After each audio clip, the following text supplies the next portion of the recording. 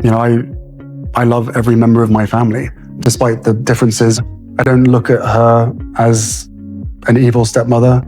I see someone who has done everything that she can to, improve her own reputation and her own... Everything flipped the moment Lady Colin Campbell stared into the camera and boldly claimed Meghan Markle's baby bump didn't move the way a real one should.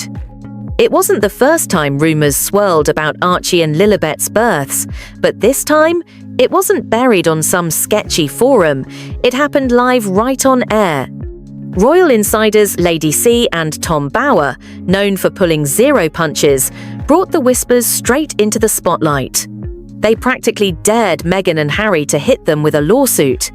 Now, we might be racing toward a legal face-off that could shake the very walls of Buckingham Palace and drag some royal secrets out into the light. Other thing I'm going to say, and I know this is weird, but there's one of those conspiracy theories on the internet that she might not have actually carried her babies, one or both, that they may have used a surrogate. Trust me, because I'm neck deep in all the news around these two.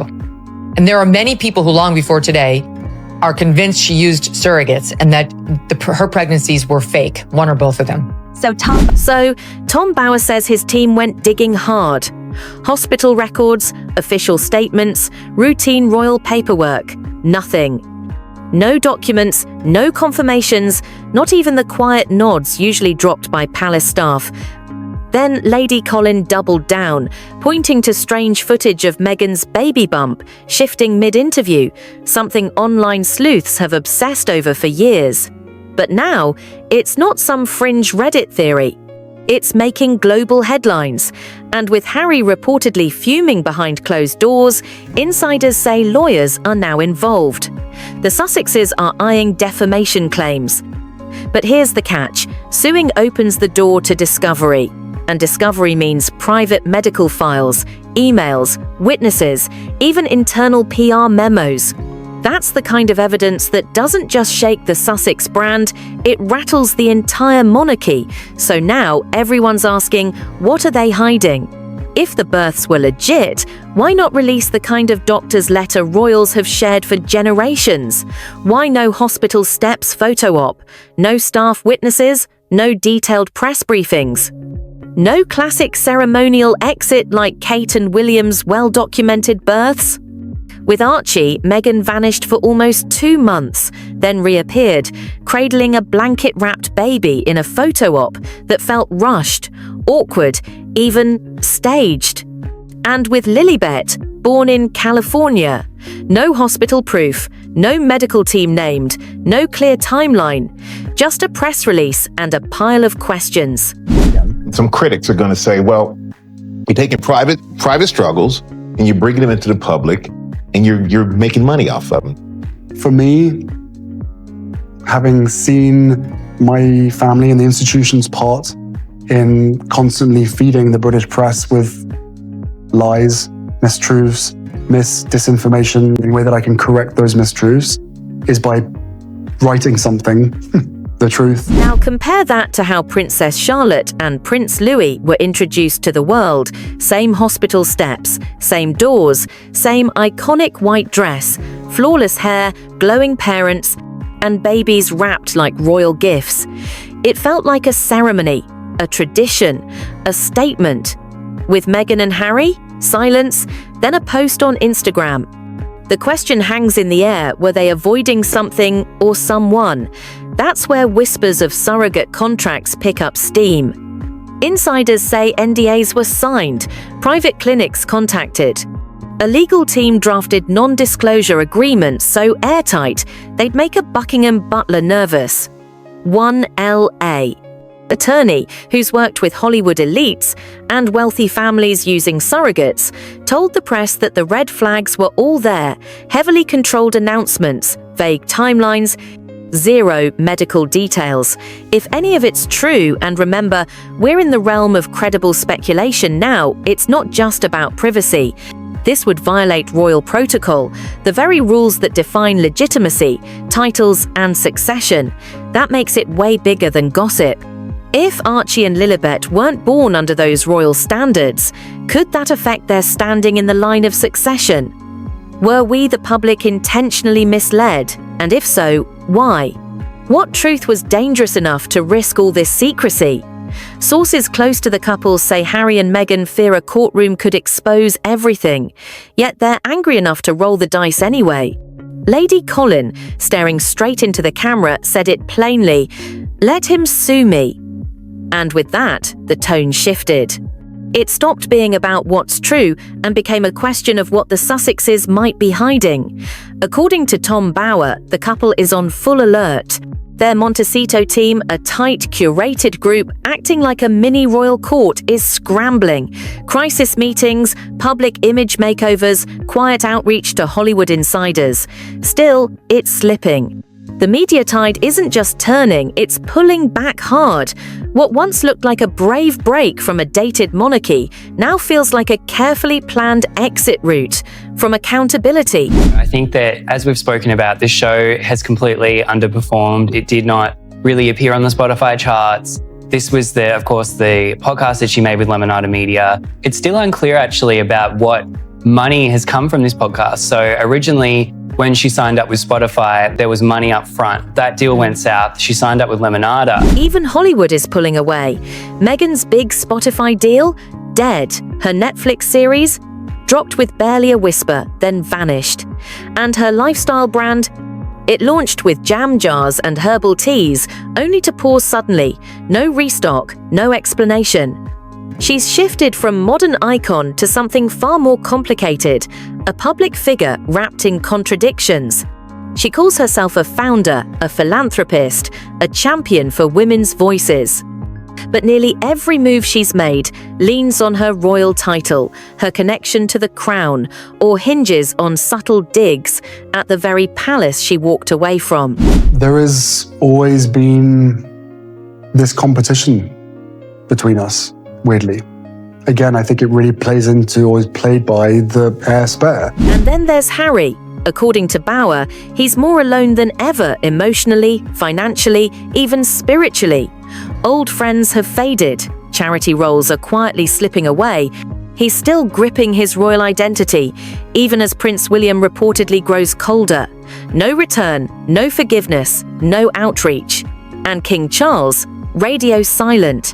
Not because he doesn't care, but because he's playing the long game. One insider put it plainly, the line's been drawn, and Harry and Meghan are on the wrong side of it. Maybe that explains the sudden wave of strange moves. Launching a wine brand on Queen Camilla's birthday. Sharing glossy anniversary mood boards that feel more like high school scrapbooks than the legacy of a global couple. Talking about wanting privacy, then showing up on every platform, willing to cut a check. They want the glow of royalty without the rules, the spotlight without the scrutiny, the power of the crown without the price that comes with it. To take them in the totality, the fact that Meghan Markle lied about the fact that she had no idea who Prince Andrew was, and spent an entire event claiming that she didn't know who he was.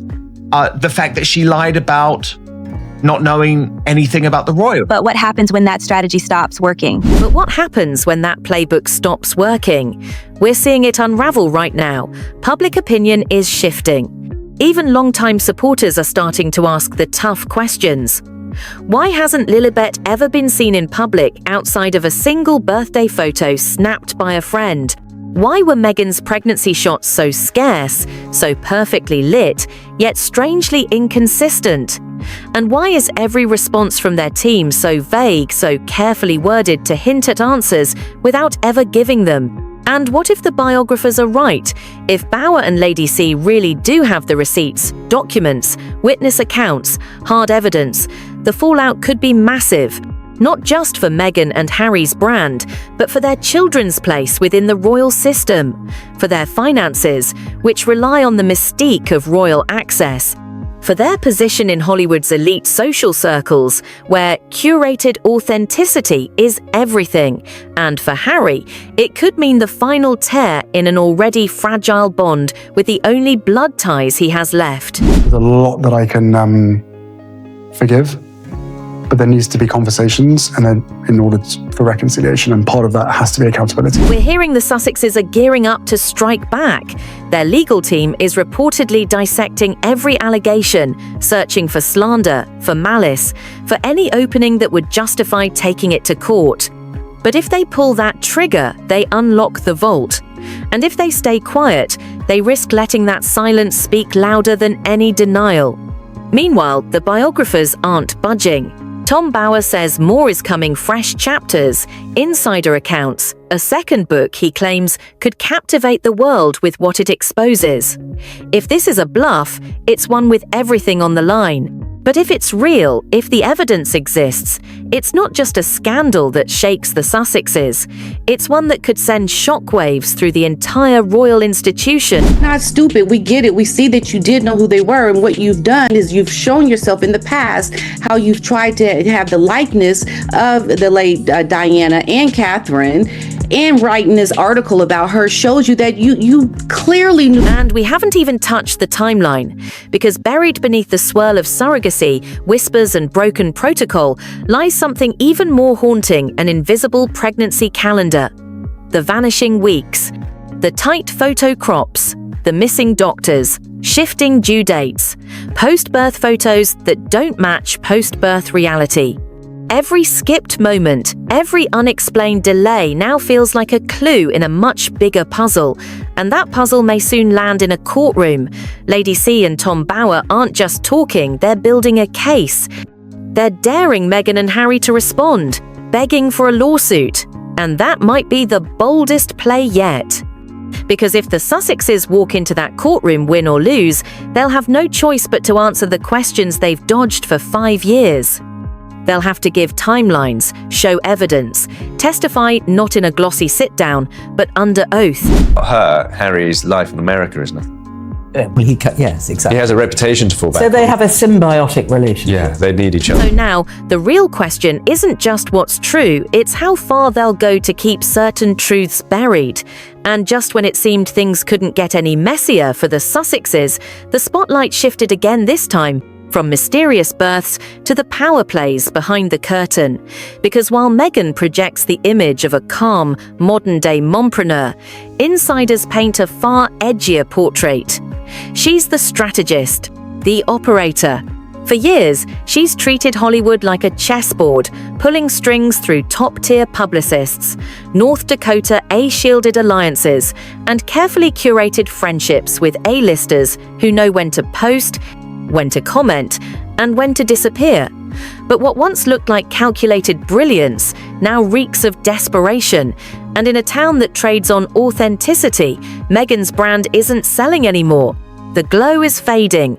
The relevance is bleeding out. There was this story that Meghan, had her people approach someone about a divorce book. But I mean, imagine if Meghan left Harry, it would destroy her reputation. She would be eviscerated publicly because she's already slipped into this kind of category on social media, the way that pop culture commentators talk about her. They lump her in with Amber Heard. They lump her in with, these other famous women who are perceived as being narcissistic or, being controlling of their husband. Multiple producers have confirmed that Meghan's Netflix project, Live to Lead, didn't deliver the numbers they hoped for. The buzz was loud, but the audience wasn't there. Her lifestyle brand launch sparked a brief media wave, but since April, the shelves have stayed empty. Instead of a restock, we got vague mentions of data analysis and future hospitality verticals. But behind that polished PR script, internal shakeups, quiet exits, and, according to insiders, a silent freeze on brand investment. This doesn't feel like a pivot, it feels like a stall. Even her podcast comeback, once touted as her next big chapter, landed with a thud. The Lemonada media deal got headlines, but critics weren't kind. Yes, female founders were featured, but many episodes drifted into self-branding territory, more about Meghan than the mission. And then came the not-so-subtle mic drop. Don't ask anyone's opinion on your baby's name. A thinly veiled jab, many believe, at the Lilibet name scandal. That kind of meta-commentary might fly in influencer culture, but for someone chasing billionaire mogul status, it risks coming off less like strategy and more like spite. Reportedly bullied virtually everybody who's ever worked for her. She can't keep a staff in London. She can't keep a staff in Montecito. She's a bully. She's obsessed with her own ego, face on television, etc., and playing the victim. So no amount of humanizing videos, even if she managed to find one, are going to work. If you actually are a good person, you don't show up at the Uvalde mass school shooting and put yourself on camera and make it about you. Hollywood insiders say the issue isn't just the content, it's the tone. What once felt like bold ambition now reads as tone-deaf entitlement. One former streaming exec put it bluntly, there's a fatigue setting in, it's all too curated, too controlled. People can feel when it's no longer real. And that may explain why Netflix, the Sussex's biggest backer, may be rethinking how many eggs it wants to leave in this particular basket. Meanwhile, behind the curtain, the cracks are showing. According to royal biographer Tom Bower, Harry isn't steering the ship anymore, he's just along for the ride. And it's obvious, his public appearances have grown scarce and subdued. His solo efforts, like the recent Scentwell controversy, have sparked backlash, including allegations of misconduct and large-scale bullying from the charity's own chair. What once looked like a noble continuation of Princess Diana's legacy now feels like it's sinking into chaos. Being asked to tell your story now.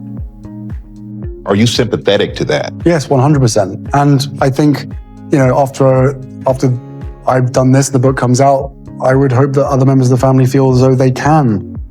Multiple insiders say Harry's emotional state is slipping. The once magnetic prince who could light up a stadium now appears withdrawn adrift. For months, whispers have swirled about his isolation in Montecito. His old UK friends, many of whom clashed with Meghan early on, are long gone. And now, sources claim he's been quietly reconnecting with London confidants, grasping for a sense of home in a world that no longer feels familiar. And then there's the rumor that just won't die. The paternity test.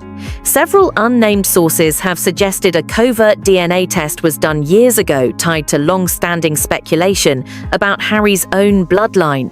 It's ugly, it's invasive, it's painfully personal. But if there's even a grain of truth, it could explain his deep-rooted mistrust, his emotional distance from the firm, his fading sense of identity. And if legal action surrounding the birth rumors pushes private documents into the public record, that alleged DNA report, if real, could be subpoenaed. And if it sees the light of day, it won't just shatter Harry, it could obliterate the already fragile bridge between him and the royal family. I don't think so, because William's a bit like me. He doesn't actually view Harry as a victim. He doesn't. He views Harry as someone who has been a complicit part in an attempt to bring down the British royal family. And so that doesn't make him a victim. Like, he might be a victim of Meghan, but he's not a victim in terms of his behavior. The emotional fallout is already showing. Meghan has stepped fully into the spotlight, positioning herself as the face of their brand, leading in business, media, and strategy. Harry, once celebrated as the rebel prince who broke the mold, is now viewed by many as a cautionary figure. A man without a country, a title without a throne, a royal in self-imposed exile. And if reports are accurate, he may be more reliant on Meghan than ever, financially, emotionally, even day to day. That kind of imbalance isn't just tragic, it's volatile. Their effort to build a mini-monarchy in Montecito staff, PR, a full comms team meant to mirror the palace, was meant to show control and independence. Instead, it backfired. Critics call it hypocritical, especially after Harry's memoir painted palace aides as cold and manipulative. Why rebuild the very machine you claimed destroyed you? And it's not just royal analysts calling it out. Hollywood insiders are pulling away. Publicists who once lined up for the Sussex sparkle are stepping back. Some won't even pitch their names anymore. One veteran PR exec, speaking off the record, said, they've become unpredictable. Helping them could come back to haunt you. And in a town that runs on reputation, that kind of risk is a deal breaker. And if I were, if I were a troublemaker, I might accuse Harry and Meghan of unconscious bias in the employment department, looking at all the new faces that are coming onto work for Harry and Meghan independently and together for their entertainment ventures. And if history repeats itself as much as Harry whines that it does, both Harry and Meghan will continue to reject any and all sound advice and will potentially treat their staff poorly. So good luck. Then there are the quiet but growing reports about tension behind the scenes. Body language experts have pointed to recent appearances where Meghan leads and Harry trails behind. Their smiles feel staged. Their exits abrupt. When the cameras stop, so does the chemistry. Whispers from former staff suggest something deeper. Meghan's ambition may be racing ahead of their shared vision. She's chasing billionaire status. He's searching for peace, fatherhood, simplicity. That's not just a difference in priorities, it's a collision of worldviews. Some royal watchers believe Meghan is planning for a future that may not fully include Harry, not in the way we've assumed. Her media projects, solo. Her interviews, solo. Her personal branding, Meghan. Or the Duchess, not the Sussexes. And now, industry chatter hints that Meghan's next big move could be in fashion, a clothing line she's subtly teased in interviews. A new empire, built not around their identity, but hers alone. Leave the children, you see. And in America, the rules about children, they're always with the mother, nearly always. Yeah. So I mean, so it's not going to happen. So do you remember 5 years? Everyone, when they got married, a lot of members actually of the royal family even said it won't last 5 years, but it has. It has. Yeah. It's lasted 7. Yeah. Through a lot of crises, through a lot of The question we're left asking is harsh but unavoidable. If the legal battle over Archie and Lilibet's birth explodes, and if the evidence really does exist, could it not only shatter their public image, but their private relationship too? Could Harry, who's already lost so much, face the ultimate betrayal, not from the palace, but from inside his own home? We're standing on the edge of something massive. If the Sussexes push this into court, it's not just headlines at stake. They could blow open everything they fought to keep: hidden medical records, surrogate documents, non-disclosure agreements, private emails. And if that long-rumored paternity test on Harry ever leaks, whether by accident or as deliberate firepower, it could destroy what little remains between him and the royal bloodline. So now we ask, is this in the beginning of the end for the couple who once vowed to rewrite royal history?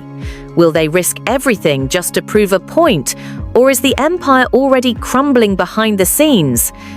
Let us know your thoughts. Could one courtroom battle unravel the most carefully controlled brand in royal exile? Drop your theories in the comments.